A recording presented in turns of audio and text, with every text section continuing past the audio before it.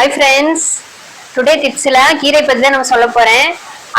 Tips number 2. Already வந்து கீரை tips வந்து ஃபஸ்ட்டு டிப்ஸ்ன்னு சொல்லியிருப்பேன். அடுத்து 2வது டிப்ஸு, ரத்த சோகைக்கு வந்து பசலைக்கீரை சாப்பிடுங்க. அப்புறம் வந்து குடல் புண்ணு, வயிறுலாம் ரொம்ப புண்ணாக இருக்குன்னா மணத்தக்காளி கீரை மென்று சாப்பிடுங்க. அந்த காயை வந்து நல்லா வணக்கி சட்னி மாதிரியும் குழம்பு வச்சு சாப்பிட்டாலும் அவ்வளோ நல்லது, புண்ணு ஆறிடும். அப்புறம் நீரழிவு நோய்க்கு வந்து வெந்தயக்கீரை சாப்பிடுங்க. அப்புறம் பார்வை கோளாறுக்கு ரொம்ப கம்மியா இருக்கு அப்படின்னா பொன்னாங்கண்ணி கீரையை சாப்பிடுங்க.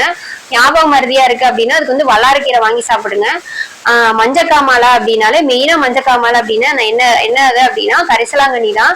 அப்புறம் நமக்கு மூட்டு வலி ரொம்ப அதிகமா இருக்கு, கை கால்லாம் ரொம்ப வலியா இருக்கு, இப்பெல்லாம் 30 வயசுலயே மூட்டு வலி வந்துடுது அப்படின்னா முடக்கத்தான் கீரை வாங்கி சாப்பிடுங்க. முடக்கத்தான் கீரை வந்து லைட்டா கசப்பிடிக்கிற மாதிரி இருக்கும். நீங்க என்னன்னா மாவு ஆட்டும் போது அந்த கீரை கொஞ்சம் திருவி போடுங்க, இல்லைன்னா அரைச்சு ஊத்தி தோசை மாதிரி ஊத்தி சாப்பிடுங்க, ரொம்ப நல்லது.